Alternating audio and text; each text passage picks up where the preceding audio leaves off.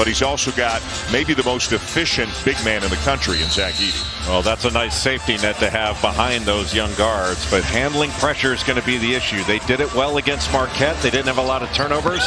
Will West Virginia be different? And the Boilermakers get the first possession of the night. The freshman guard at the point is Braden Smith, as it's knocked out of bounds, and he's out there in the backcourt along with Fletcher Lawyer as well, as we set the starting lineups for you. But it all really revolves around the guy in the middle. They will try to pound the ball inside to Edey as much as they can. Zach Edey is really the only player in the country that you have to change. You may have to change your entire game plan to deal with. And there's the first of many touches. No double team. And Edey gets the roll. Now, one thing that will not happen in this game, Zach Edey will not be able to bully Jimmy Bell in the post, the 6'10" senior from Saginaw, Michigan. He is big, strong. He's lost a ton of weight, but he's still got a ton of weight and strength to throw at Zach Edey. Some good offensive options for Bob Huggins. The Mountaineers 4-0, coming off a win over Penn. They have won all 4 of their games by at least 18 points.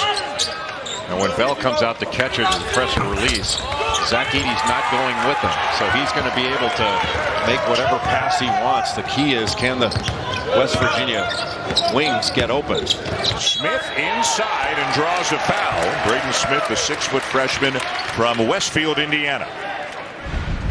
Zach Edey gets the ball just off the block. Bell does a good job of pushing him off the block, and he's got his back to the basket, just sort of backing him down. And I think Bell did about as good a job as he can. Look how far he pushes him away from the basket to make that tough shot. But that's the difference this year in Zach Edey versus last year. You know, that's a shot he's making routinely now.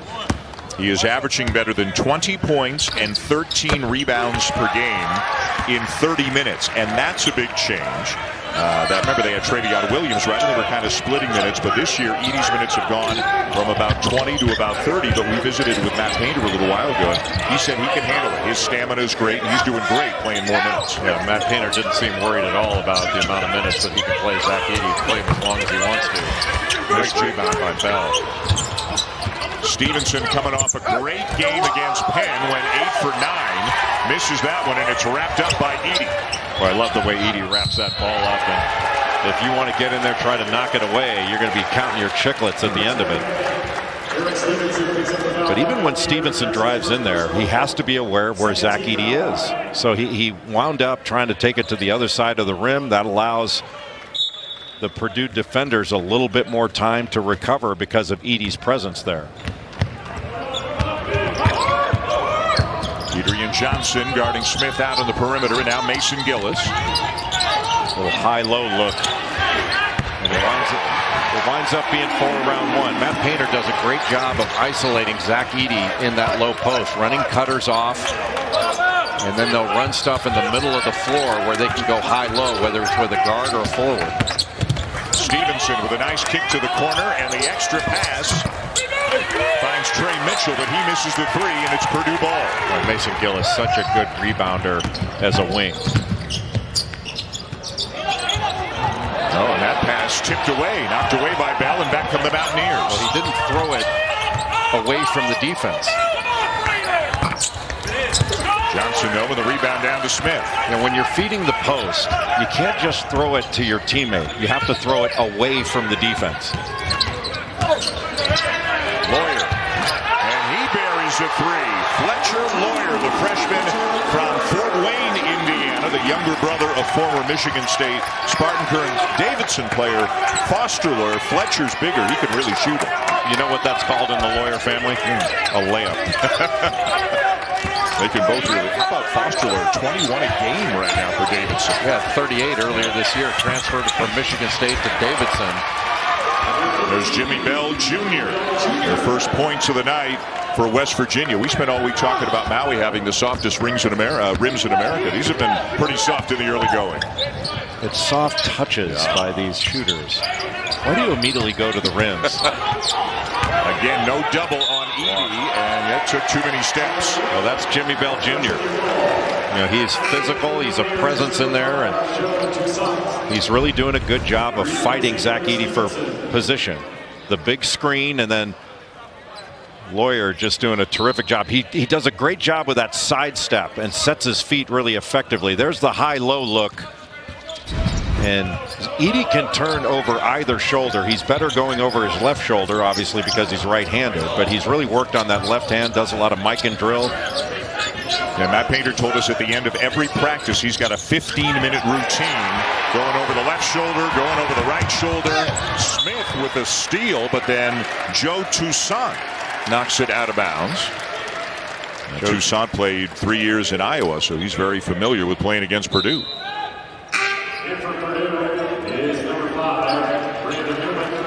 And some subs now for the Boilermakers. Brandon Newman is on his way in, and also David Jenkins Jr., another transfer. He comes from Utah, and he has been very productive, Jay, off the bench. Brandon Newman had a really good game, I thought, against Marquette. He had 9 rebounds in that ball game at 6'5". Another touch for Edey, this one a little bit further out. And again, no double. They're trusting Bell one-on-one, and a foul will send Edey to the line. And that's one thing that Jimmy Bell Jr. does not want to do. If you can get Edey to turn over that right shoulder and shoot with his left hand, just make him take a tough one. You don't want to foul him here. Like, he's done a good job of making him take a tough shot. That's not an easy shot. Make him make it. Because he's a good free throw shooter. He shoots close to 75%, doesn't he? Yes, sir. And he's going to get there a lot. He's at 74% on the season. Edey, the junior from Toronto, 7'4", 290. You want that in metric? I think it's 130 kilograms. It's about 130 kilos. Tell me how many centimeters it is, and then you'll really impress me. It's about 220. About 220 centimeters. And he has become part of Canada's Olympic program. He's had a little bit of time here and there in training camp with the senior men's national team, and he just keeps getting better year by year. Canada's got a really good national team. Don't get me started.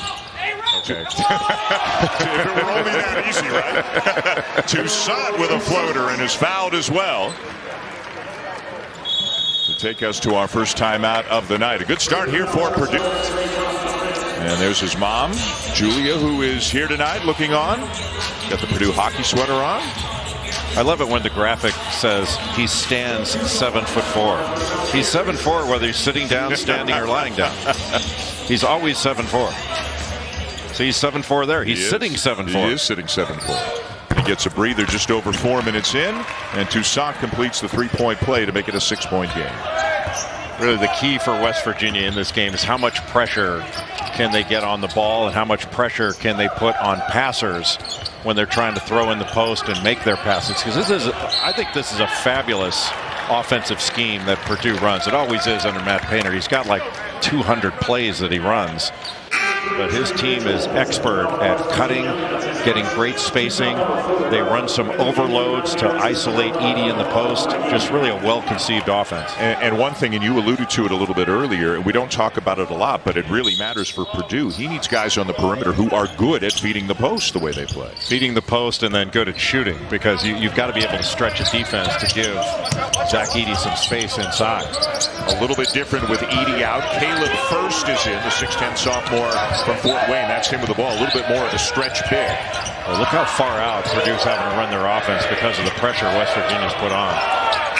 Lawyer got it off, didn't hit it, and the rebound down to Trey Mitchell. What does Trey Mitchell do for this program? Well, Trey Mitchell transferred in. He started at UMass, transferred in from Texas. He's really talented. Good offensive rebounder, shoots at the three-point range. He's a stretch big, and he can also post and operate out of the mid-post. And he's got a matchup on right now with David Jenkins Jr. that he can go against. Instead, into the far corner it goes for Emmett Matthews Jr., who misses the three. Matthews started in Morgantown, transferred to Washington for a year to be closer to home, and then came back. What a great feed ahead. Oh, what a block!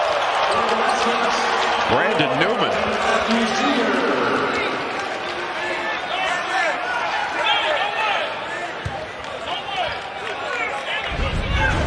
That was absolutely spectacular. They called goaltending there? I believe they called goaltending. Oh, no way. They must have thought it hit the backboard, but I don't think it did. That was a spectacular block. Unfortunate. So West Virginia back within 4. Nice lead pass by Toussaint as well. But what a great play by West Virginia. You talk about a well-conceived offense. I don't think anybody's better. Good pass. Lawyer inside and First with a finish. First is left-handed. Indiana, Mr. Basketball, shot 57% last year from the field. Also knocked down 11 threes. Purdue 3-0. They beat Milwaukee, Austin Peay, and then they had a really good test from Marquette their last time out. A game in which they trailed most of the night before winning it at the end by 5. A bucket at the other end for Mo Wagee, the 6'10 sophomore from the Bronx. Another mobile big guy. That was a really good cut by Wagee. Good ball pressure, but maybe a little bit too much, as it turns out, as Kedrian Johnson is called for the foul, and that is his second. It's going to knock him out of the game as Kobe Johnson, no relation, a 6'3 sophomore from Canton, Ohio, comes in. Kobe Johnson brings some length as a guard. He's got really long arms. It's nice to be tall. It's better in this game to be long. Ryan Waddell has come in now for Purdue. 6'8 redshirt freshman from Carmel, Indiana. That's him with the ball. Looking inside for Trey Kaufman-Renn. He really operates well out of the mid-post. That's pretty, huh? Face up, get into the paint with a jump hook.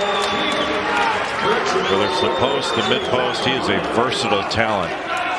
Kaufman-Renn can back you down, can run the floor. Painter's got a lot of different options with this team. I think Toussaint, as he started that play, was thinking about a lob to Wagee, but it turned into a bucket. He led Iowa in assists and steals playing for Fran McCaffrey. And he was really good against Pitt. I think he had 18 points, 5 assists. So again, he's familiar with playing against Purdue, and they are familiar with him. Kaufman-Renn, again, a lot of contact, and the foul going on Wagee. I think that might be the toughest thing to have to officiate at these back downs. What contact are you going to call? But Toussaint, that little screen out top, Caleb First not up there, and Toussaint just got a straight line drive to get that little floater. It looked like he might have had a thing to say, or at least to look over to the Purdue bench on his way back down the court. He might have said, "Remember me?" I'm that guy. Again, the isolation for Kaufman-Renn. The back of the iron, First is there. And he's there with the follow to make it a 6-point lead. The big guys for Purdue, whether it's Edey, First, or Kaufman-Renn, have all been very effective in the early going. But Caleb First, the lefty, had such a solid freshman year. His defense has improved. He's coming off the bench, but he's got the ability to stretch the floor in addition to playing inside and getting on the glass. Wagee into the chest of First, takes the contact, but misses the runner. And so far, it's been gang rebounding for Purdue. They're sending a lot of black shirts to the glass, and really defensively, and this is true of every team, all 5 guys should be going to the defensive board. Newman frees himself for a 17-footer, but can't hit it. And James Okonkwo down with a rebound. Both coaches going pretty deep into their benches here in the middle of the first half as Kobe Johnson knocks it down. A really nice job to get into the chest of the defender, knock him back a little bit for that pull-up. First of 2 we've got for you here tonight. Gonzaga and Portland State still to come here from the Phil Knight legacy. Newman. Yes. Well, he's got a nice game, doesn't he? Junior from Valparaiso comes in averaging just over 9 points per game. He can catch and shoot. Really good mid-range game. All kinds of reinforcements getting to check in for both teams. We've had a long run without a whistle. Toussaint wants a ball screen. There's nobody anywhere near him, so he's going to put it up. Well, that's not the play they wanted, but it worked. It's the play Toussaint wanted. Yeah. The old call for the ball screen, nobody there, hit a 3. I love it when the teams hold up a whiteboard with the play on it, like you can look back while you're bringing the ball up for it. David Jenkins Jr. answers with a 3 of his own. Big difference in this West Virginia team this year. This group can really make shots.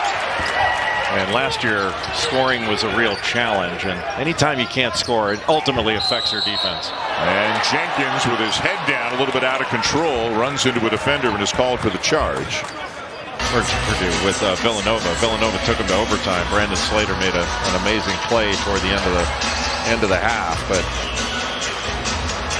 they are physical defensively.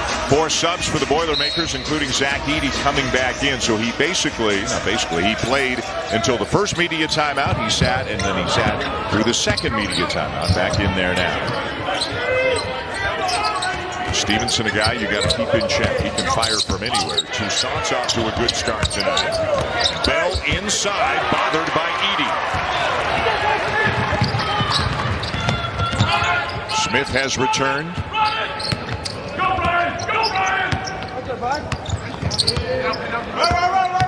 Now the ball screen by Edey. Smith goes the other way. Yeah, Morton screened Edey out to set that ball screen. Then Morton pops out.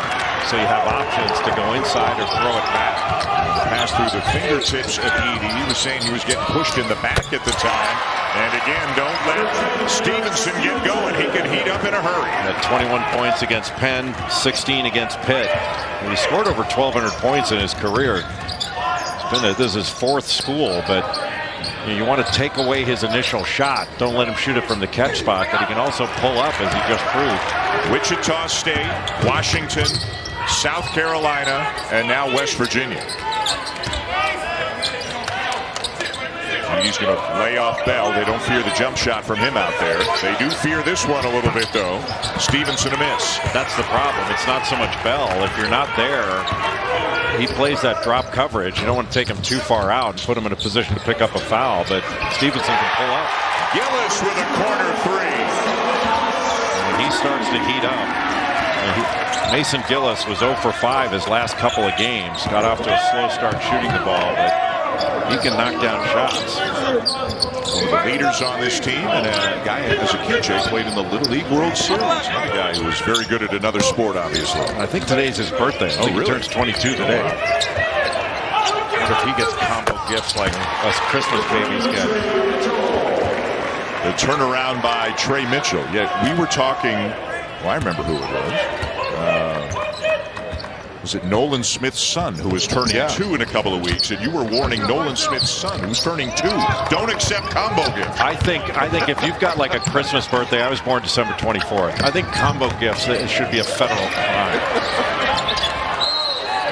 And looks like Bell got underneath Edey, tried to ride him out of the way, and got caught doing it. Who on this floor is not underneath Edey? Everybody's underneath him. Mason Gillis just fading to the corner as that action from Morton was going toward him and got his feet set. He's such a glue guy, versatile, good free throw shooter, good offensive rebounder. Last year he was basically close to 50% from the field, 40% from 3, over 80% from the foul line. Edey knocks down the first. He's already had a 30-point, 11-rebound game this year. That was against Austin Peay. He's had a game with 10 offensive rebounds, 17 in total. That's against Milwaukee. He's had 6 blocks in a game. And he gets the roll. But what a weapon he is when you foul him. He goes to the line and punishes you by making his free throws. There are a lot of big bodies in the Big Ten. It's a league loaded with quality bigs. He is the biggest of them all.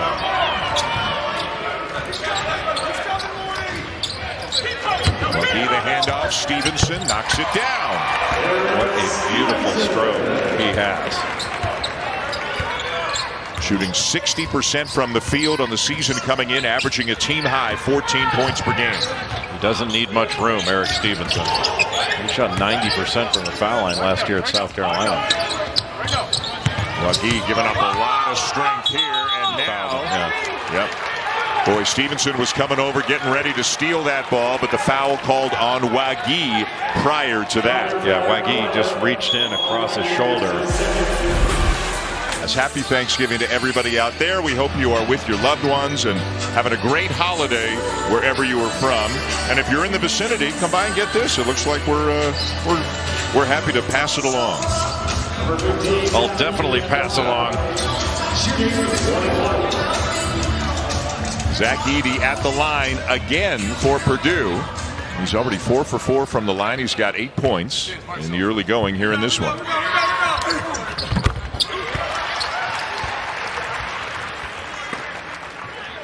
I'm liking it. I can imagine, again, we showed that picture of him as a kid, maybe 10, 11 years old, playing hockey in Toronto. Can you imagine? I mean, you wouldn't know who Zach Edey is, and then you get to your game at the local arena and you skate out on the ice, one of the kids on the other teams, and you see a guy who's probably like over 6 feet tall already. As a 10-year-old, must have been a little bit intimidating. I wonder how mmany times when he was a little kid, when he's going to school, and some of the teachers that didn't know him were saying, "Hey, what are you doing here? You know, you need to get in the older classes." Toussaint. And a good rebound there by Braden Smith. Boy, I really like Purdue's freshman guards. Smith and Fletcher Lawyer, the 2 freshman starters. Over the top. Morton finds Edey. And Bob Huggins is not going to be happy with the pressure on the ball there. There's only so much you can do guarding Edey to keep him from the basket. You have to have help from your teammates pressuring the ball so you can take away vision of the passer. And on that last play, Ethan Morton just didn't have enough pressure on him. You know, Stevenson didn't have his hands up. And when your hands aren't up, you're not taking away vision. And Morton can throw that up as high as he wants to, and Edey can go get it. Cross screen down low. And Lawyer called for lowering that shoulder. It's an offensive foul.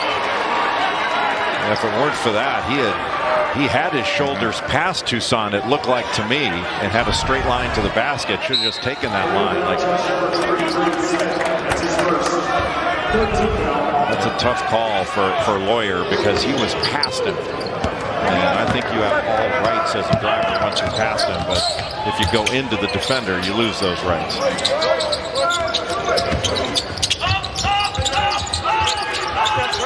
Mitchell for 3. So Edey had to come out and play him a little bit, still contested the shot, and Mitchell missed it. We got that late pressure. Caught a little bit of the hand as it was released. Soft touch.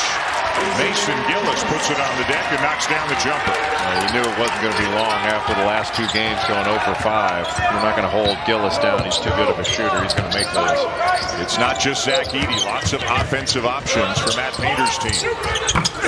Corner 3 won't go for a Okonkwo. It's out of bounds. Still Mountaineer basketball.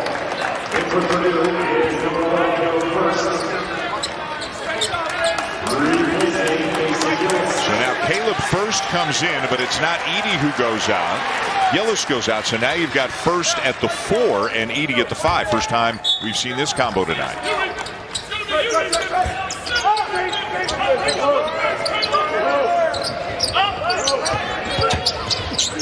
Good switch by Caleb First. You switched up into Eric Stevenson. You switched to take something away, not just to pick the guy up. Toussaint taps it back out. Stevenson. Misses the 3. Long shot, long rebound again. Boy, Toussaint being very aggressive tonight. Good cut by Stevenson. Oh, a terrific finish. The adjustment that Stevenson had to make with Edey flying by. Never took his eyes off the rim. That's some concentration.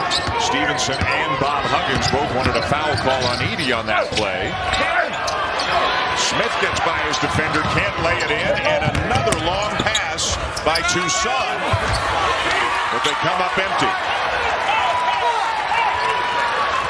Kobe Johnson should have gone straight up there. He would have received a foul. He tried to keep from getting the shot blocked, but there's no way with that angle he could use any English to get it off the glass. Touchdown low again for Edey, and an offensive foul. His first. Probably leading with that elbow. He could have just drop stepped to the basket. Just didn't feel the defender. He had the defender on the high side. Right there, drop step, and you got an easy bucket. You know, obviously there aren't many guys like this, and it looks like the officials are going to take a look at the monitor here. Maybe as he kind of got the forearm. Part of that's just he's so big that his forearm elbow. Watch his left arm there. So the left arm into the side of the head of the defender, Okonkwo, and I think that's what they're looking at. The standard is usually if your arms are more up than out. But if they thought that, you know, that was unnecessary, it looks like his arms are more up than out. But it's certainly, you know, that to me is like, even if it's flagrant one, that's like a pitcher pitching inside. Right. You know, let them know that, hey, if you're going to keep doing that, you know, you might be tasting my elbow again. And just an offensive foul, so no flagrant one. There aren't many guys like him, obviously. So, but back in the day, maybe not 7'4", 290, but there were lots of big back to the basket kind of 5 men. What are the things that Zach Edey's going to have to continue to work on as he goes forward in college and eventually as a professional to be the best that he can be? I think he can still stretch out where he can knock down a 17-foot jumper, maybe even to three-point range at some point. He's never going to be the type where you'd have him as a Dirk Nowitzki stretch 5. That's not what he's going to be. But making quicker moves in the post, you know, when he can catch, get an angle, and then to be able to face up in the post and maybe even make one of those inside pivot Tim Duncan off the glass moves. I think he's got that in him where he can do that. Lawyer guarded hard by Toussaint, who's really given West Virginia some good minutes here in the first half. Kaufman-Renn in the post, left it short. And the foul is going to go on Seth Wilson, a 6'1" sophomore from Lorain, Ohio. Lorain! That's funny. It's an inside joke, but it's really It's funny. not really an inside joke. That's Dick Vitale's wife's name. Yeah. Is Lorraine. Yeah. And every once in a while he'll say, Lorraine! Every once in a while. How about 500 times a day? I can't find my keys. 4:03 to go here in the first half. That's when you're thankful. We had our post-tournament production meeting, breakout session, doing just that yesterday. At the line, they were looking to see if it was a hook and a hold on Seth Wilson of West Virginia. It was not. They deemed it not to be anything more than just a common foul. So it's 1-1 here for Caleb Furst. And Purdue now 9 for 9 from the free throw line in this game.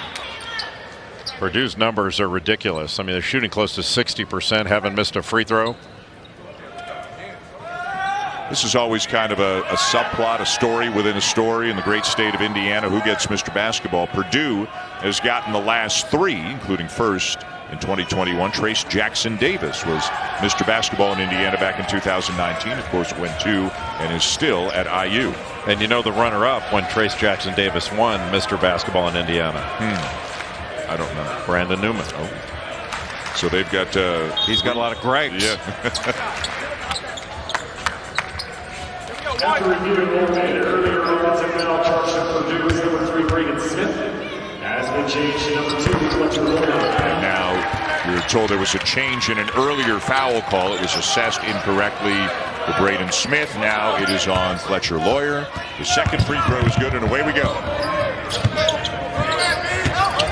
Matthews driving, taking the contact, and he'll be rewarded with a trip to the foul line. Well, that was a smart play by Emmett Matthews Jr., the lefty, with Zach Edey out of the game, and drive that thing and get to the rim. Edey on the bench. Matthews, a very experienced player. Again, started in Morgantown, went to Washington, transferred back. And this is his 128th game, his 103rd start in his collegiate career. It's a little bit unusual to transfer from one place and then come back after you've transferred. And somebody asked Bob Huggins, why did Matthews decide to come back? And Huggins deadpan, my effervescent personality. There is nobody better than Bob Huggins. There's just the best. Yeah, there's nobody whose dry is funnier than Bob Huggins. By the way, Matthews on the verge of a milestone. That free throw now gives him 998 career points. And I know I've said this before, but there's no coach in America that has prettier handwriting than Huggins. It's ridiculous. Tough shot. And it'll go. Maybe not so tough for Brandon Newman. Yeah, I think he looked over and said, tough for you, maybe. Yeah. Maybe you heard us talking about the Mr. Basketball runner-up, but I'll show you.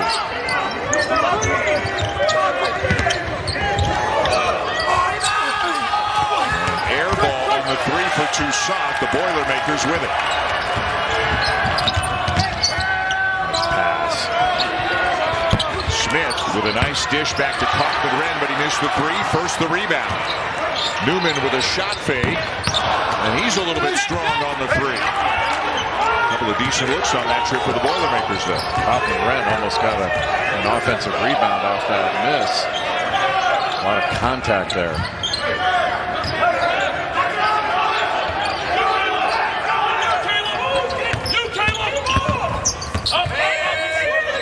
Virginia's got to get a little bit more movement in the offense. There's a lot of catch and hold, and there hasn't been as much cutting as I think they want to see, where the ball's got to move and players have to move. I think this last possession and a few of the possessions we've seen thus far, West Virginia's been a little bit too easy to guard because there hasn't been enough movement. And maybe a little bit of that reason goes to the 2 early fouls that Kedrian Johnson picked up as starting point guard. They've got 3 players who each picked up 2 fouls relatively quickly and have gone to the bench. One of the others, Jimmy Bell Jr., their 5-man. This last 2 minutes, 33 seconds of the first half, it's going to be important for West Virginia to get a couple of scores, get a couple of stops, and get this under 10 going into the second half. Stevenson for 3. And the rebound down to Toussaint. He'll put it back up, knock it down. Trey Mitchell kept that ball alive. When you can't grab it, and usually, traditionally, West Virginia, any Bob Huggins coach team, is a good offensive rebounding team. And how about Toussaint off the bench, Jay, with 10 points, 5 rebounds, and 2 assists in this game? And Matt Painter talked about it before the game. I mean, he's one of those guys that can get you 20 in a game. There are other games where he's not as productive, but he's got the ability to put numbers up. Newman called for the offensive foul.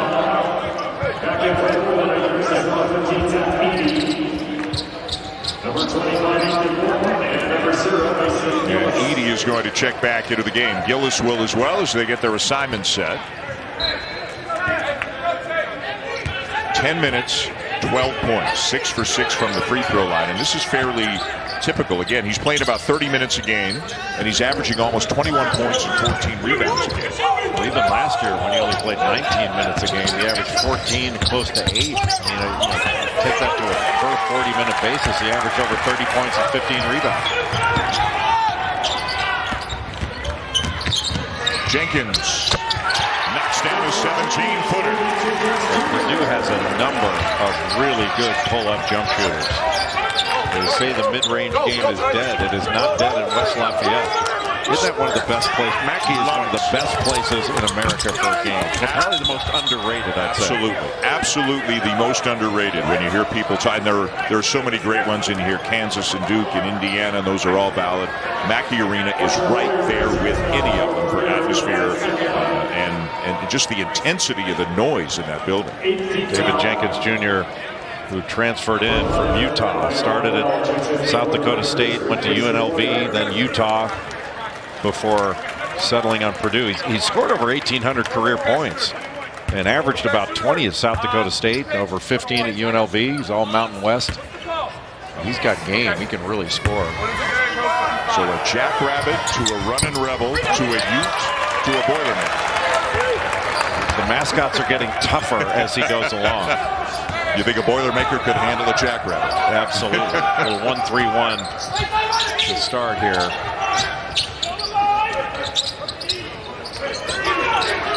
Always looking inside to Edey, but he's being defended well by Trey Mitchell right now. Bob Huggins didn't run much 1-3-1 before he got to West Virginia. Actually, Joe Mazzulla kind of taught it to him from John Beeline. Toussaint comes up with a steal.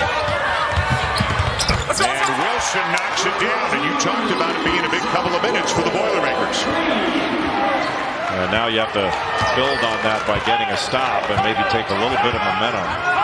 You're always like, I don't know what it is. Maybe it's a mental thing, but if you can get it under 10, it just makes you feel better.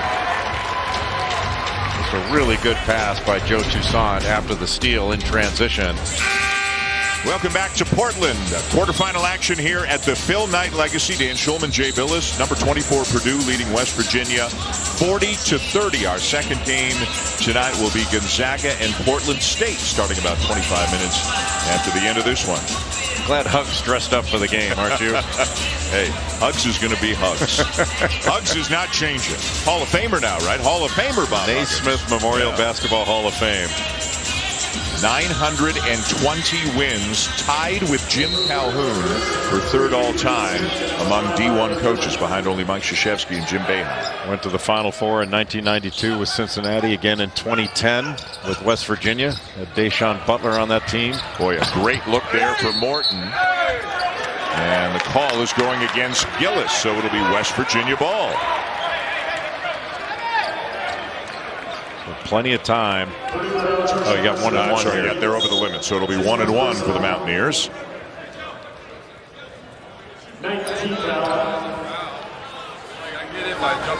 Would you have liked playing for a guy like Bob Huggins? I would have loved it. He would have hated me playing for him. Wilson at the line.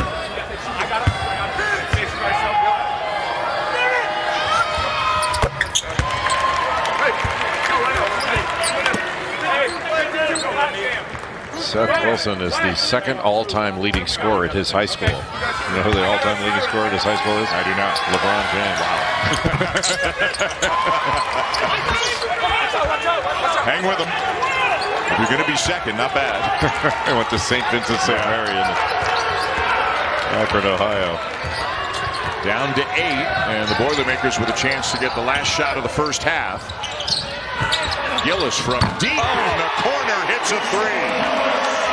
Time for the Mountaineers. And it won't go for Toussaint. A big shot near the end of the first half for Mason Gillis from about as deep in the corner as you can be. Zach Edey leading the way for the Boilermakers with 12 points in the first half, and Purdue's got an 11-point lead on West Virginia. Ethan Morton on the drive, the little baseline drive, opposite corner, baseline drift.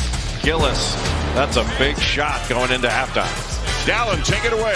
Game before Duke won it late. Xavier beat Florida. We've still got Gonzaga and Portland State, the Vikings, coming up later on tonight, right after this one, in fact. Duke wound up winning that game because of the offensive glass. They got 1 million offensive rebounds in that game. Johnson and draws an early foul. To your point, Keetery and Johnson only played 6 minutes in the first half. Jimmy Bell Jr. only played 7 minutes in the first half. And even though Zach Edey's protecting the rim, you still have to attack the paint. Because this is a much better shooting team, West Virginia, than 2 of 15 from 3. Stevenson doesn't get the bounce, and Edey wraps up the rebound.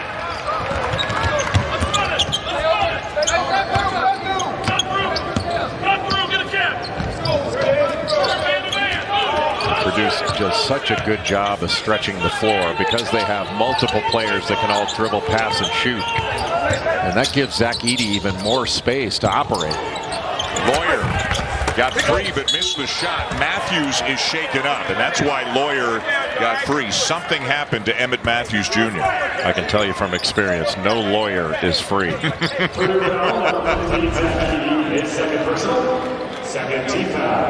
Well, that's why you got shaken up. He ran into the building known as Zach Edey.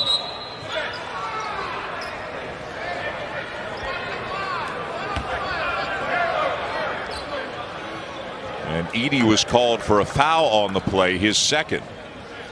And I'm sure he goes through this a lot. You can see him talking to his coach saying, what did I do? I didn't do anything. But when you're that big and that strong, guys get banged up, guys go flying, and sometimes they go to the monitor to have a look at it. Well, anytime somebody gets hurt like that, you don't see exactly what happened. It's the prudent thing to go to the monitor, but there's nothing there. And a very quick look at the monitor by the officials. Edey setting a screen. Incidental contact. Matthews running into the shoulder of Edey.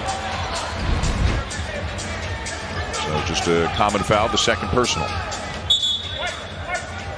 And Edey can get really wide on those screens. He doesn't necessarily have to because he's so big. Just his presence means that the defender is going to have to take a wide trip around.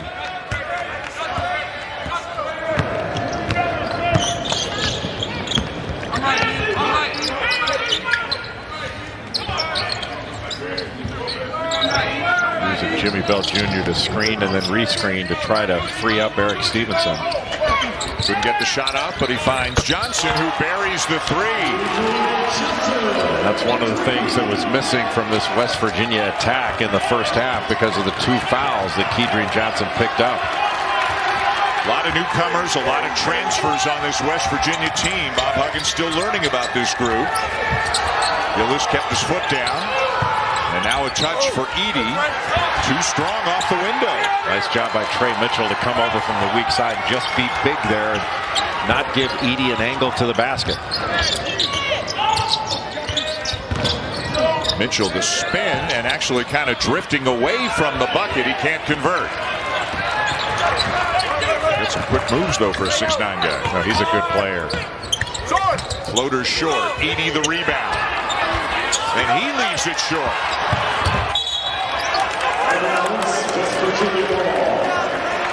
Even though West Virginia has not shot the ball well, we mentioned 2 of 15 from 3 in the first half, they are still within striking distance.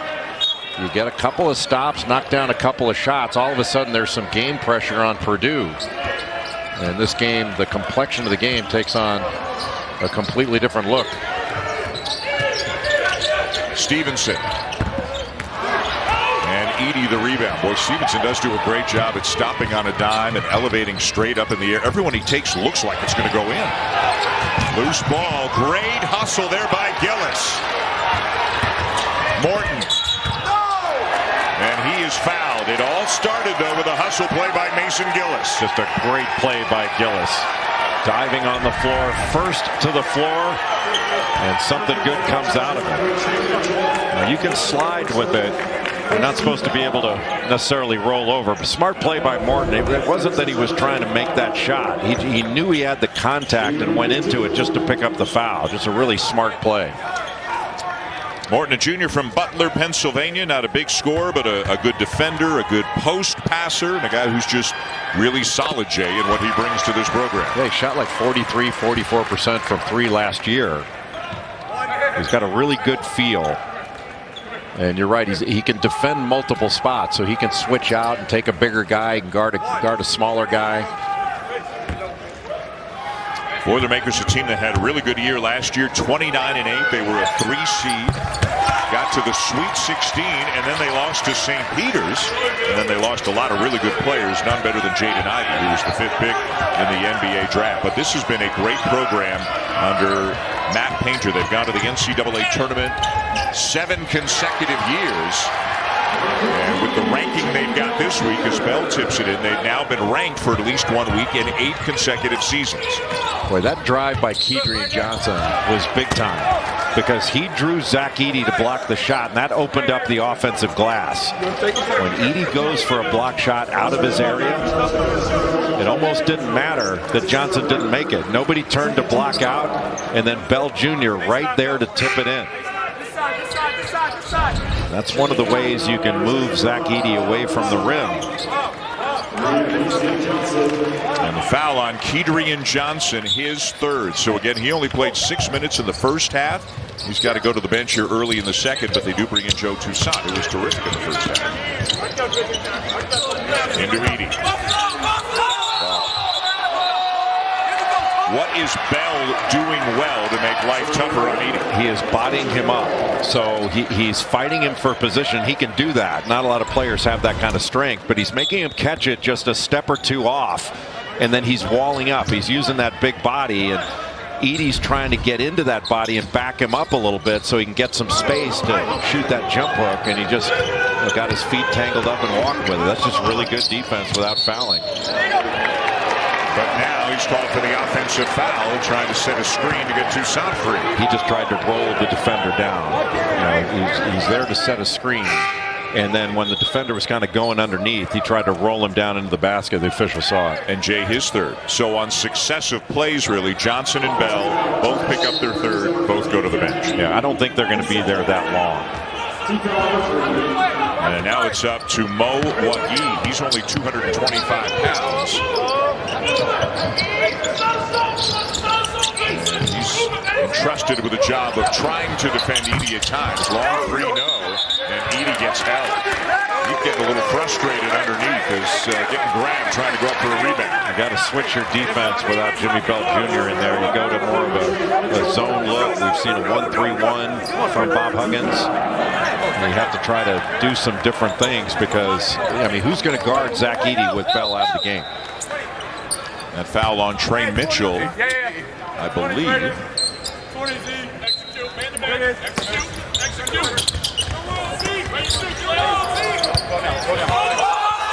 Here comes the double. He kicks it, the extra pass, and another one.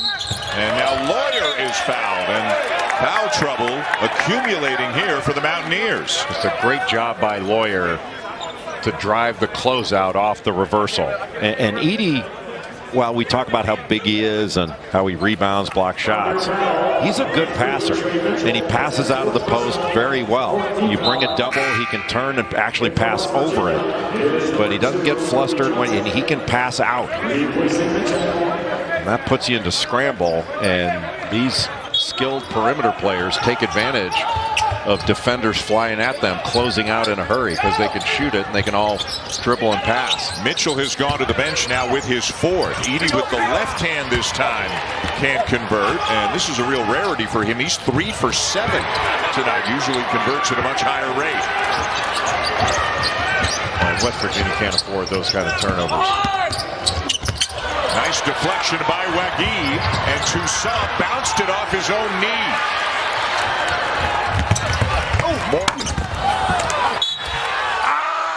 And Edey is fouled and will be at the free throw line when we come back. Well, just like he said, he's extremely confident. I mean, he plays with a ton of swag. I think that's because growing up down in Dallas, he played against all the great players and played against guys that were older than him and probably more athletic than him. And that's where he kind of developed this arsenal and footwork that he has to get shots off and to find kind of unique ways to score. And you know, it's kind of our job to create angles and avenues and situations where we give him just a little bit of an edge, because if you give him that, he's amazingly efficient. It's still Thanksgiving here, at least for a few more hours, but when we tip, it's East Coast is going to be 12:30. Everybody's going to be up having their late night plate. Tell me what it looks like for a Coach Few late night Thanksgiving plate. Well, we're having ours on Saturday, and sadly, that's sad because I'm a huge Thanksgiving guy. It's my favorite meal of the year. It's one of my favorite days of the year, and you know, it's just a good time to take pause, even when you're, you know, complaining about our ball screen coverage or our turnovers, to just step back and give thanks for. I mean, I'm so blessed to have this job and be part of this program and be around these great group of guys. So. Thank you. Yep. So not many reasons why Mark Few would put Thanksgiving on hold, but the Zags are going to celebrate on Saturday because they got a basketball game coming up in about an hour, and we'll have it for you here as they take on Portland State. Trey Kaufman-Renn, the redshirt freshman from Sellersburg, Indiana, knocks down the three, and it's back to a 13-point game. And that's the first made field goal of the second half for Purdue. You know, West Virginia has turned them over a few times. They've given up some free throws, but the Mountaineers have had some opportunities cut into this lead, haven't been able to do it. And now Kaufman-Renn with a block on a driving Matthews, but then he gets called for a foul.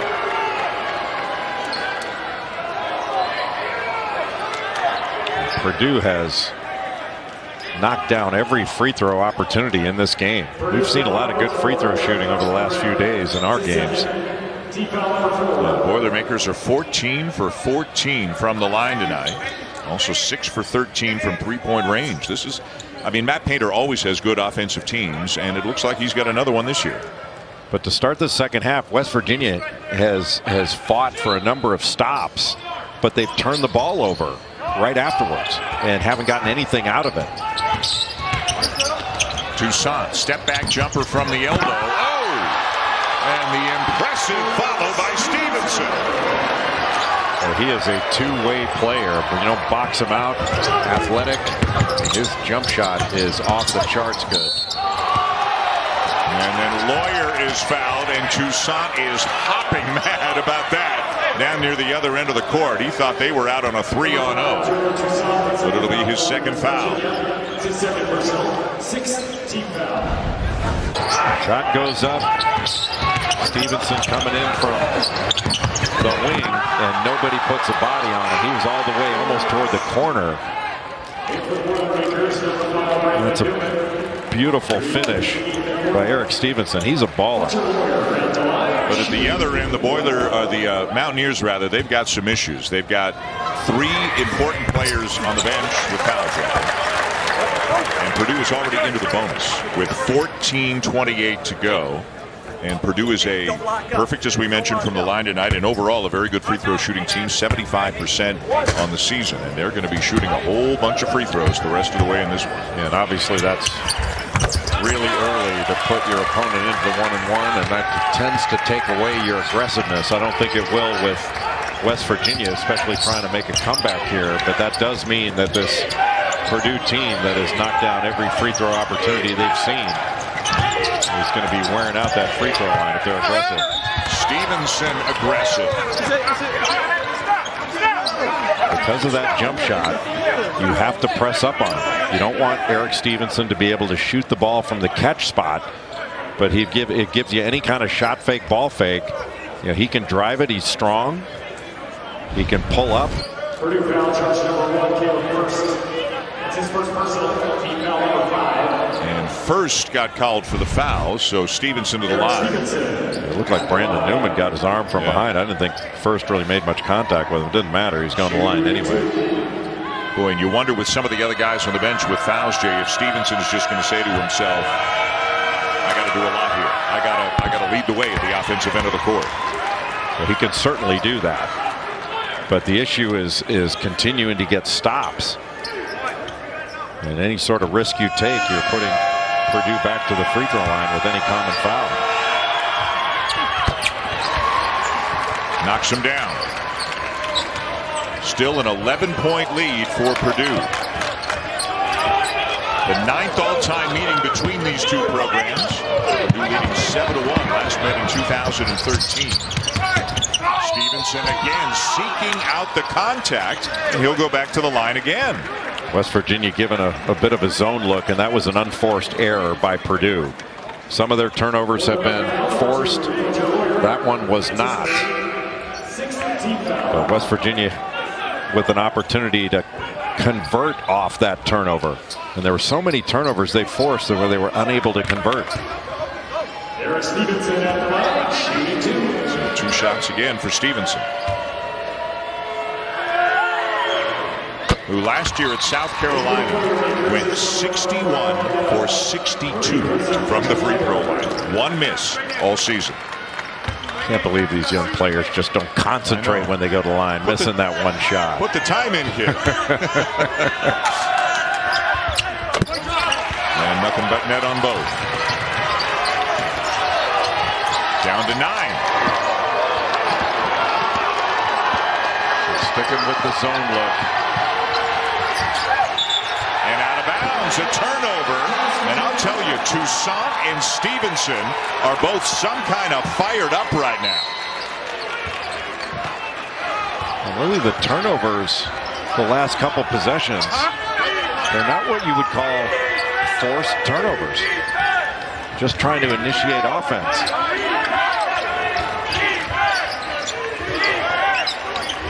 See if Matthews can get in on the offense. Good decision not to force it there. Knocked away, was deflected into the backcourt. Shot clock at 5. Stevenson loses it again. Oh, what a nice job by Brandon Newman. And Stevenson is hurt. Stevenson is down behind the play, trying to get up, but unable to really put any weight on his left leg.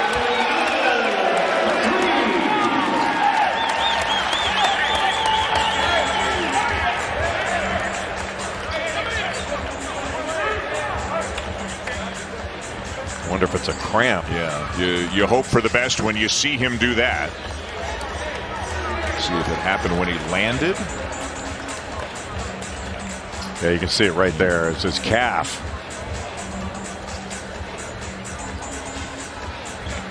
Boy, he would not give up. No, give him credit. He tried to get up again even after that. no contact with anything and walking it off right now, and you hope it is just a cramp. That's exactly what it looks like, but who knows? Doesn't mean it hurts any less. It just means it's not. It'll get better quickly, and it's not too serious. Well, he and Brandon Newman were really going at it on that last possession. He was trying to post him on the left side and came back to the other side.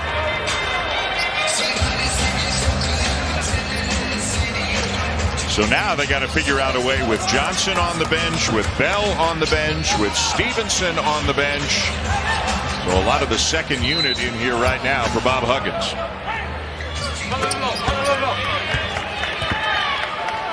But a guy in Toussaint at the point right now, obviously very experienced, a ton of playing time with Iowa.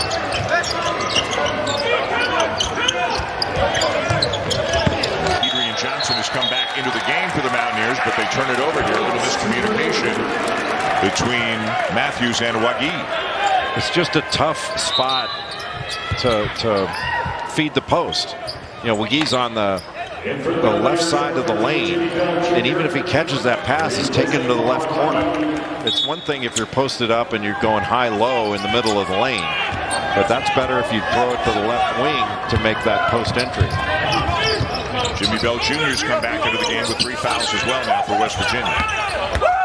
Waddell with a baseline drive and a nice little shovel pass to finish for Kaufman-Renn, who is giving Purdue some very good minutes tonight. I'm really impressed with Trey Kaufman-Renn.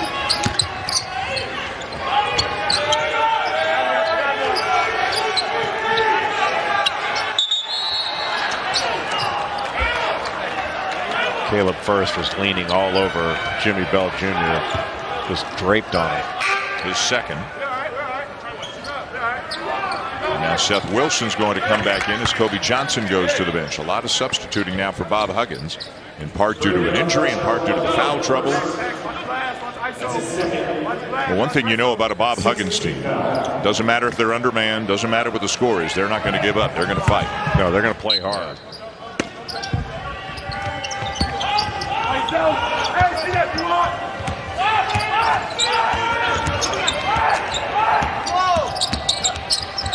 Toussaint elevates and knocks down another one. He's got a dozen. Really smart play. Caleb First in drop coverage. So it's going to open up that little short jumper off the screen from Jimmy Bell Jr.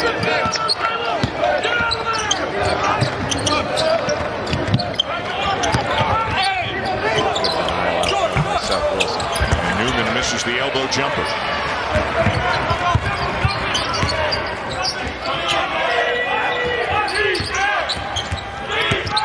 Toussaint, too strong. First knocks it down, and grabbing the loose ball is Brandon Newman. And we got another collision and another foul, and this one going against Jimmy Bell Jr.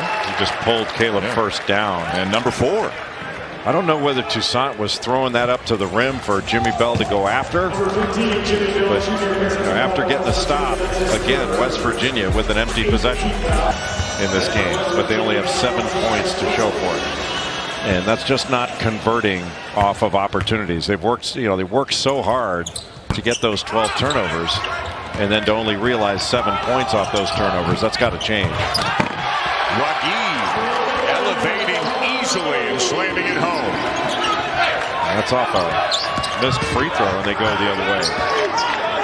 The first missed free throw of the night for the Boilermakers, still 16 for 17. Great man-to-man for West Virginia.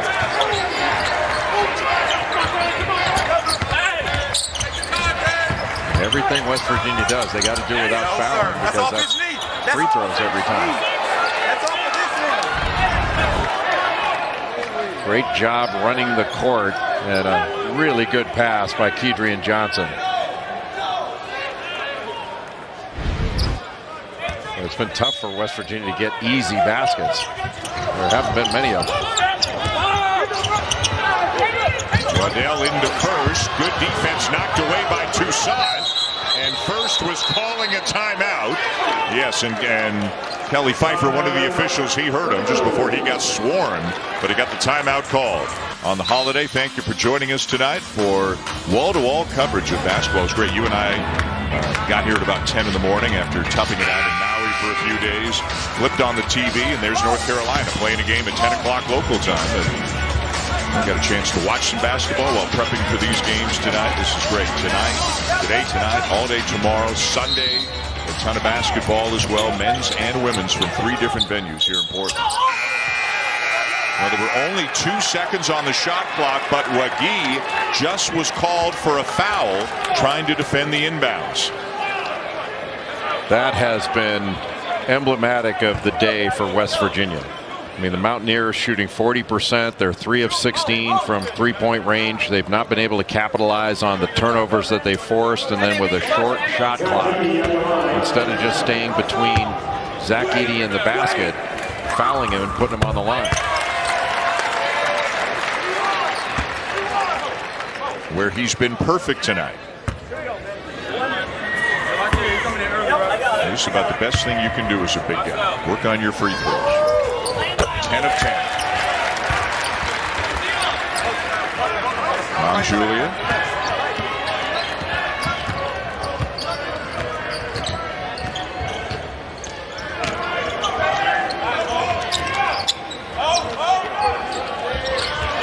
And that's going to be an over and back. Give credit to Brandon Newman.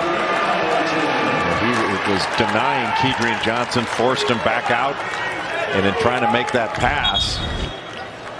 I mean, look, it wasn't a good pass. It should have been completed.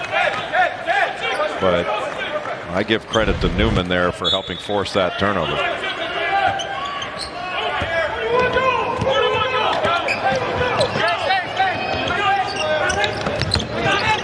Newman loses it.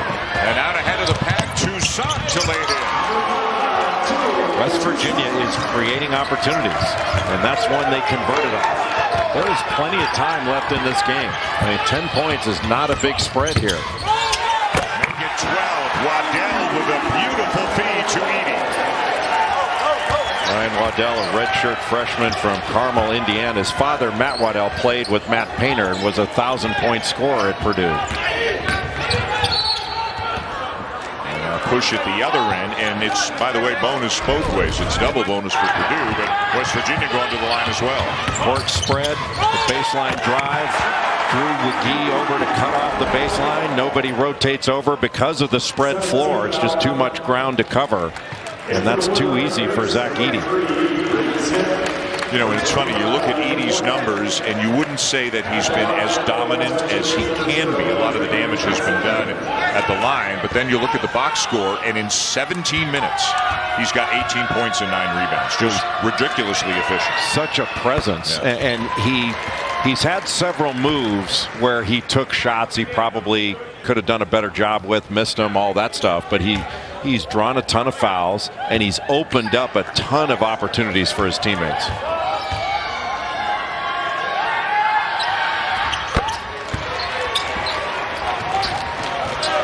10-point game again.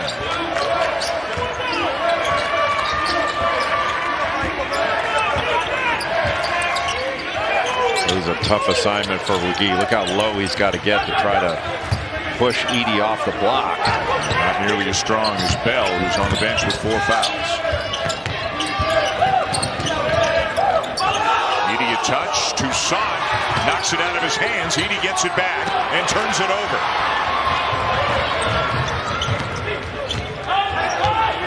Good recovery in transition by this Purdue defense. Matthews goes around Edey. Can't finish it, but Wagee gets it. The Mountaineers quick to the basketball right now. Toussaint for 3. And Edey down with a rebound. Hands it off to Smith. 10 rebounds now for Zach Edey. He's just a double-double machine.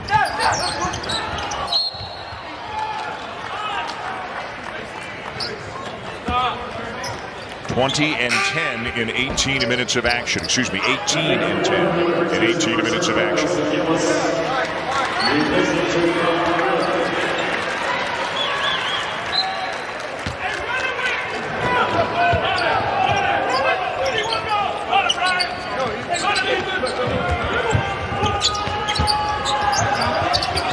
overloading to try to get it into Edey with single coverage. Now they bring the double. He can just see over the top of it. Does a good job not bringing the ball down, too. Smith with the offensive rebound. What a pass. And Gillis with a finish and a foul. Well, the initial action is difficult, but then the second shot has been difficult. Edey keeping it alive, kicks it out, and then Morton with just a great look underneath to Gillis. And the fourth foul on Mo Wagee. So Gillis will be going to the line. Wagee is coming out. And now it's James Okonkwo, a 6'8" sophomore from England, who is into the game to play in the middle. This Purdue team strikes me as a group of really good players that don't seem to care who gets the credit. And that's a great way to play.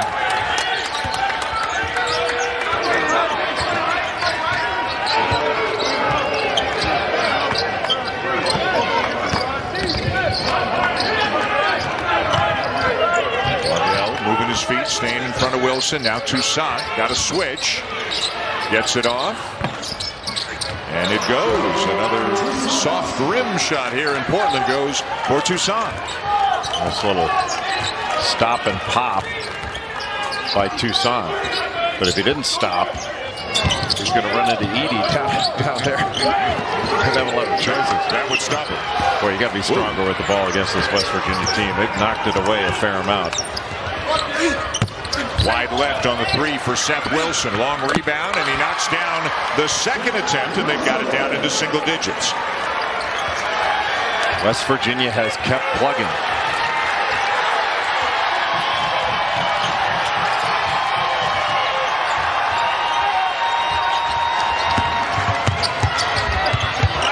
And Smith misses the layup. Not whether he was sure, thinking that somebody was going to come over and try to block it, or the ball just slipped out of his hands. Johnson puts it up. All of a sudden he realized, hey, there's nobody guarding me. Put up an 18-footer, but he didn't hit it. Oftentimes when you shoot as an afterthought, it doesn't go in. Offensive foul on Braden Smith. Momentum shifting in the direction of the Mountaineers with 7:15 to go. One more look at the offensive foul going to break as West Virginia continues to try to mount a comeback. With 7:15 to go in regulation, has to feel like they have a chance. The Mountaineers have held Purdue to 33% shooting in this second half. But Purdue is 9 of 10 from the foul line. Adrian Johnson makes it a 7-point game. And they're doing this without two important players in Trey Mitchell and Jimmy Bell Jr., both of whom have been anchored to the bench with 4 fouls. Purdue's turned the ball over 16 times in this game after doing such a good job with the ball against Marquette and a lot of pressure. Edey with the offensive rebound off the miss by Lawyer. He wants the ball. He's calling for it to be thrown to Smith to get the angle. Good look weak side to Lawyer. Johnson knocks it out of bounds. It will stay with Purdue with 9 on the shot clock. That was almost a pick 6. Adrian Johnson read that all the way, and I think Bob Huggins has to be pleased with the effort defensively. It's just been the inability to convert, just finishing off the turnovers they forced.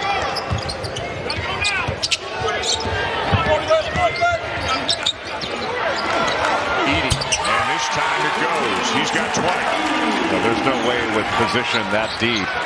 Okonkwo just couldn't keep him out of the lane. You get that 1 foot in the lane, and he's going to be able to make that all night. When Jimmy Bell was on him, he was pushing him off the lane, made it much more difficult for him to get to that spot. That pass off a leg out of bounds. It stays with West Virginia.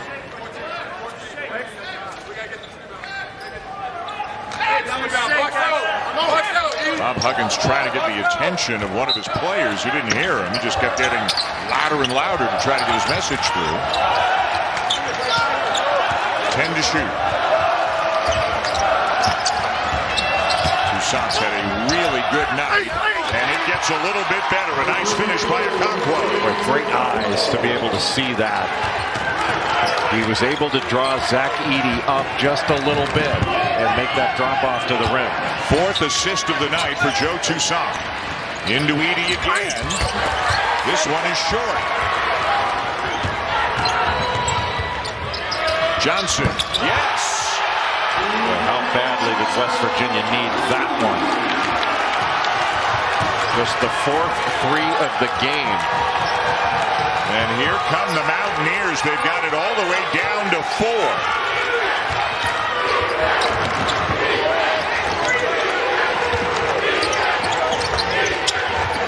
West Virginia right there on the catch, putting really good pressure on the ball. And a big shot for the Boilermakers as Smith knocks it down. Yeah, that's a heck of a pass from Ethan Morton.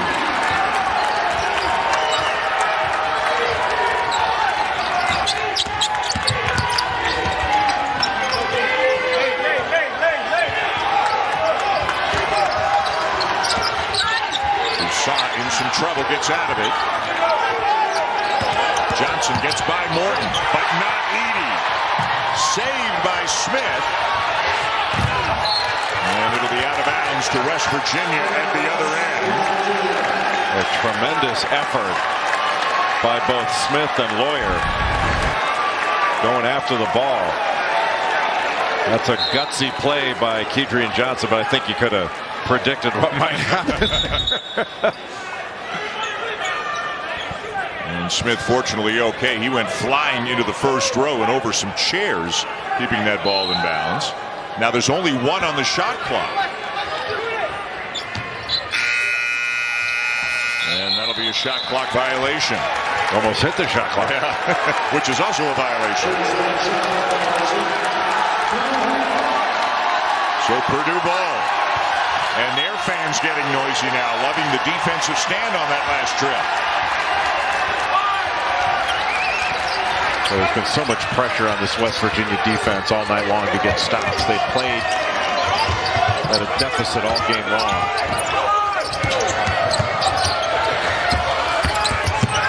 Gillis all the way inside and draws the foul. Nice little shot fake and drive there from Mason Gillis. Not sure whether Kedrian Johnson was in the restricted arc or just didn't get there. Number 4 on Johnson. Yeah, he was in the restricted arc. He didn't get there either, but he's in the restricted arc. Which is easier for us to see than the one we were looking at in Maui. Because of all the flowers? Yes.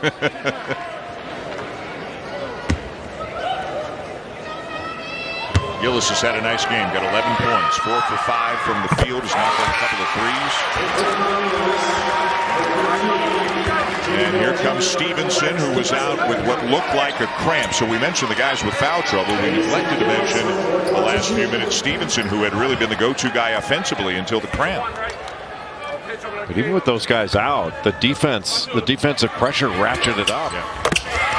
I think that last unit defensively was more effective, but were the effective scoring not as much. Bell has returned as well. Ethan Morton is guarding Eric Stevenson. Short, and he knew it. Bell comes down with it, puts it back up and draws the foul. Looks like it's on Edey. Bell will be at the line. When do we come back? Well, Portland State beat Oregon State at Gill Coliseum in Corvallis.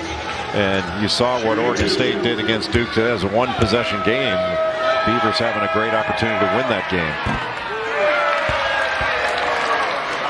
Bell misses the first. Bob Huggins' team was down by 14. Here in the second half, they got it down to 4. But the Boilermakers are up by 9.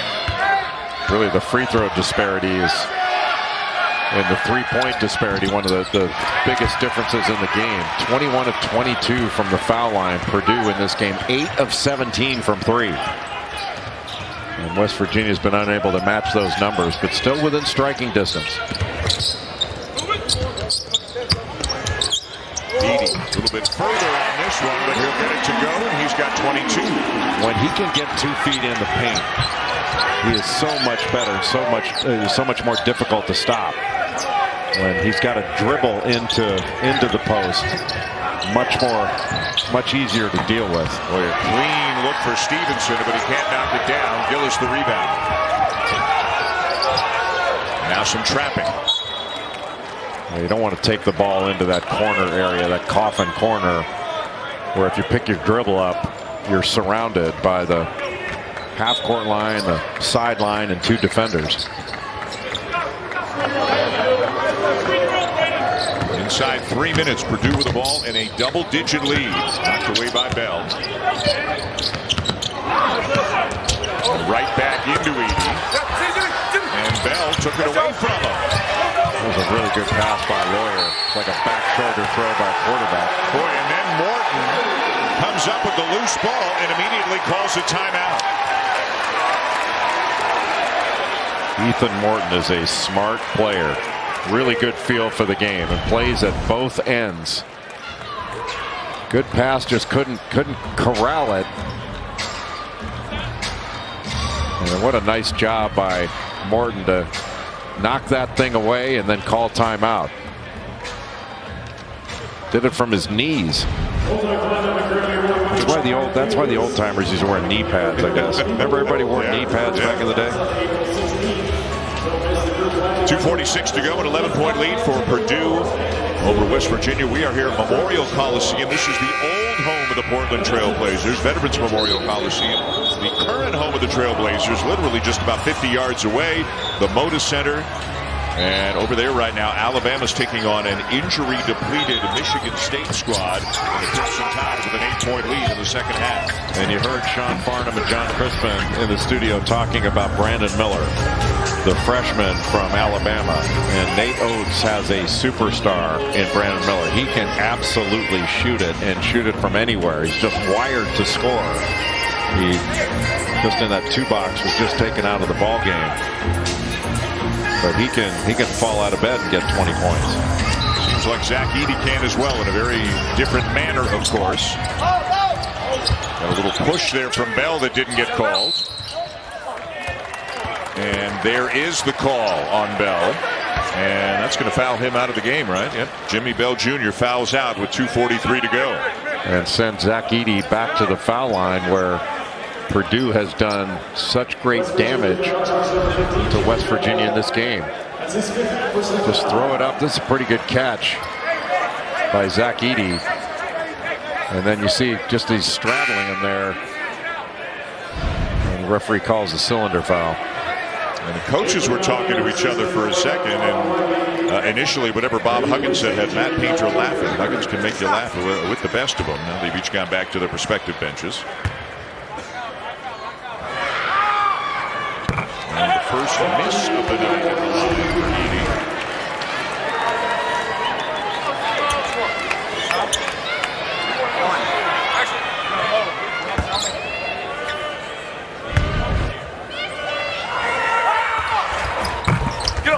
Missed them both, but the offensive rebound to Gillis, and he'll go to the line.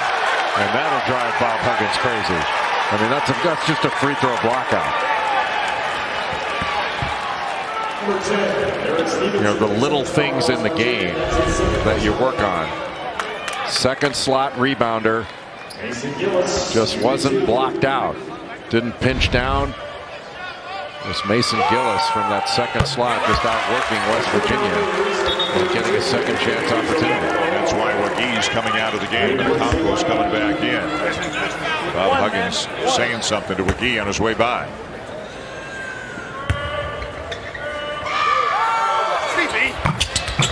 Those are the kind of plays that get the coaches muttering. Yes. You do a lot of muttering, a lot of talking to yourself. Lane violation. Vikings in the house. Portland State looking to pull off an upset as they'll take on Gonzaga in our second game tonight here at the Phil Knight Legacy. Since we've seen a lot of free throws, I think you and I have talked about this before. That's a rule I think needs to change, or lane violations. You would like to see possession rather than the extra free throw, right? That was a great take by Eric Stevenson there in transition to not only get the foul, but get the bucket to go down. But the way I think it should be is if the shot goes in, doesn't matter who steps in, your teammate, opposing team, it's good. Everybody moves on. There's no violation. Because if the shot goes in, it doesn't matter. It doesn't affect the free throw. If it's missed, the ball goes to the non-violating team. Yeah. You don't get another free throw. Yeah. It goes to the non-violating team because they're taking away your chance at an offensive rebound, which could lead to a kick-out three. All right. So I think you should get possession rather than another free throw. Does that make sense? It does make sense. I'm okay with that. As you know, I don't like to take a stand on anything, so this being one of them. But let's take a look at what Zach Edey has done tonight. He has certainly taken a stand for Purdue on a number of occasions, and ho-hum, another 20-plus, 10-plus night for him. He's just a presence down low. That jump hook, he gets that low post position. He draws so much attention. And then on the defensive end, equally a presence. You have to think about where he is all the time. He rebounds his position. He passes out of the post. And look at those numbers. And this was his field goal percentage could be better. There were a couple times when he made moves, didn't complete them that normally he would. But the amount of free throw opportunities, and then he goes and knocks those free throws down. You're looking at one efficient big guy at 7'4". And he's going to have a talk with Mason Gillis after this saying, Mason, that's my rebound. He's taking a stand. I'm 7'4". Right. You're not. 4 games for the Boilermakers this year, 4 double-doubles. Purdue actually has not played in 9 days. Most of the other teams have played, say, last Saturday. They've come in here having played 4 games. Purdue has not played in 9 days before this one. Don't you find that when you have that difference, he can make any shot? Wow. I mean, Ethan Morton was right on it. 17 now for Stevenson, and it's back down to 7. That was deep in the corner. West Virginia keeps plugging, and they've got an opportunity here.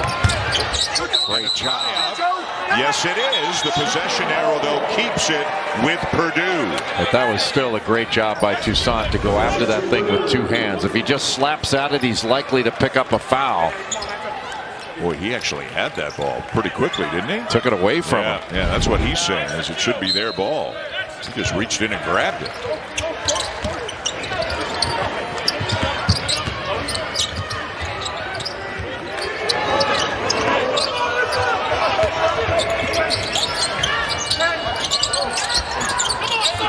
Seven on the shot clock. Lawyer with a drive. Finds Gillis. Somebody's got to create. And it'll be a shot clock violation on Purdue. Boy, what a great possession. First, Toussaint ties it up. And then a shot clock violation. And Matt Painter telling his team, hey, got a 7-point lead. Everybody calm down. It's just really good defense.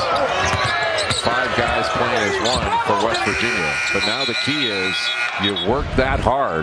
You got to get a score here. Because it's really deflating if West Virginia doesn't score here.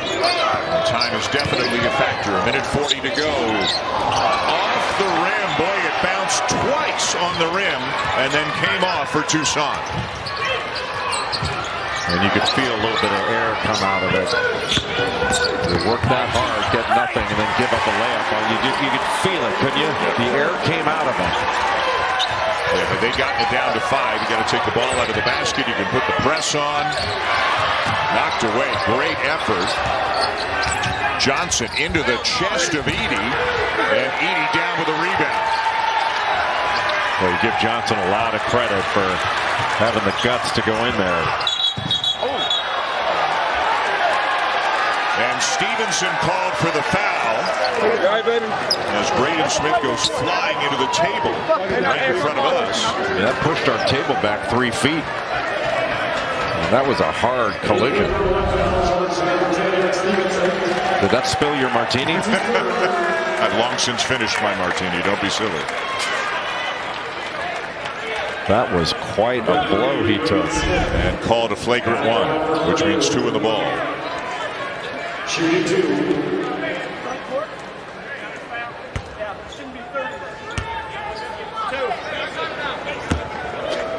Well, they fought, but in the end, just couldn't convert enough at the offensive end. And Purdue making their free throws a big part of the reason why they're going to win this game. Huge. I mean, they have lived at the free throw line. They have outscored the Mountaineers Now by 14 at the free throw line. And it really started with the fouls early in the second half. Not to say they were unnecessary, but maybe they were unnecessary. I mean, they were at inopportune moments, and some key guys went to the bench for long stretches, and it put Purdue on the line very early in the second half. Yeah, and sometimes there's not anything you can do about that. You know, you're going to pick up some fouls in the game, but I thought equally important was the times that West Virginia got stops, and they weren't able to convert on the other end. You know, they weren't able to score off those stops, so they turned it over. Edey again, 24. The go-to move, the jump hook over the left shoulder. I think we're going to see this Purdue team get better and better. That because they've got young guards, they're going to have their ups and downs throughout the course of a difficult season. But I like the makeup of this team. And I think Morton got a piece of that. Well, he hustles, doesn't he? It is going to be West Virginia ball, and that means that Morton got a piece of it. How about getting a fingertip on that shot from beyond the arc? And this will be a nice win for Purdue to go to 4-0 on the season. The winner of this gets the winner of Portland State and Gonzaga. The loser will play the loser. Both of those games coming up tomorrow, and we'll have them for you. Johnson with a drive, and a foul is called on Edey. Number 4. For the record, foul charge number 15, Zach Edey. That's his score. Number 0. Nobody for Purdue, Jay, playing more than 27 minutes in the game. All 5 starters playing between 24 and 27, and 5 guys off the bench all playing between 13 and 15. Just really good depth of guys that are skilled, can shoot it, can pass it, and that are tough. They've got some toughness on this team. Got some skill and some shooting and some passion, getting ready in the hallway. Drew Timme and his buddies getting ready to take on Portland State. Drew Timme probably still celebrating the Cowboys win today, even though they didn't cover. Shot clock turned off. And that'll do it. Purdue is going to beat West Virginia 80-68, led by 24 points and 12 rebounds from Zach Edey. And they'll advance into a semifinal here at the Phil Knight Legacy in Portland.